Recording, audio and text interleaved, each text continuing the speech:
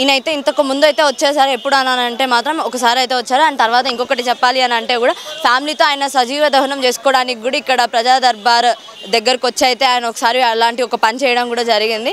మళ్ళీ ఆయన ఇప్పుడు ఈరోజు వచ్చారు. అసలు ఏంటిది, ఏం జరిగిందనే తెలుసుకుందాం. ఏమైందండి, ఇంతకుముందు మీరు ఆల్రెడీ వచ్చారు కదా, మీ సమస్య ఇంకా తీరలేదా? తీరలేదు మేడం. మా సమస్య ఎందుకు తీరదంటే మేడం, నాకు ఎవరైతే మోసం చేసిరో ఆ మోసం చేసిన వ్యక్తే దీంట్లో ఎడ్డు విక్టర్ అని ఇప్పుడు ఉన్నాడు ఇంట్లోనే.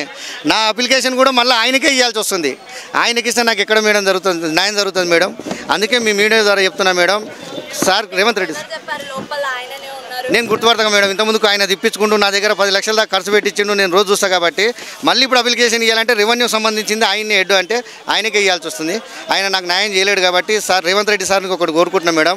సార్, నాకు అన్యాయం చేసింది రెవెన్యూ అధికారులు, ఎంఆర్ఓ, ఆర్డీఓ, విఆర్ఓ, వీళ్ళ అధికారులు మోసం చేశారు కాబట్టి ఇప్పుడు కూడా మళ్ళీ అధికారులే దాన్ని న్యాయం చేయాలంటే వాళ్ళు చేయలేరు మేడం.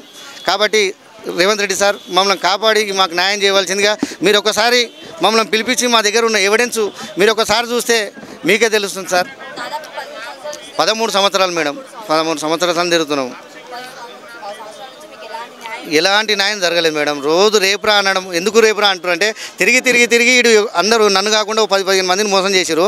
ఆ 15 మంది తిరిగి డ్రాప్ అయిపోయారు. నేను కూడా అట్లా తిరిగి డ్రాప్ అవుతా అని చెప్పేసి రోజు రా అని తిప్పించుకోవడం తప్ప నాకు ఇప్పటివరకు న్యాయం జరుగుతలేదు మేడం. పోలీసు వాళ్ళు కేసు పెడితే ఆ కేసుని మాజీ ఎమ్మెల్యేని పట్టుకొని సివిల్ నేచర్ కింద కొట్టేశారు. మళ్ళీ నా ఎవిడెన్స్ అంతా తీసుకెళ్ళి సిపి సార్ పోయిన సంవత్సరం సిపి సార్ తీసుకుపోయి చూపిస్తే నీకు న్యాయం ఉందని చెప్పేసి మళ్ళీ కేసును రీఓపెన్ చేశారు. కేసును రీఓపెన్ చేస్తే వీళ్ళు అందరు అధికారులు కలిసి ఇది కేసు ఏదో పెద్దగా అయితే ఉందని హైకోర్టు పోయి స్టే తెచ్చుకోరు.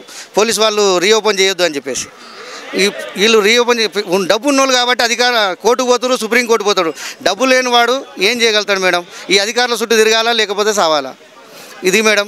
కాబట్టి రేవంత్ రెడ్డి సార్ మాకు మా బాధలు ఒకసారి పరిష్కరించి మాకు న్యాయం చేయాలని మీ మీడియా ద్వారా వారికి పాదాభివందనం చేస్తున్నాం మేడం.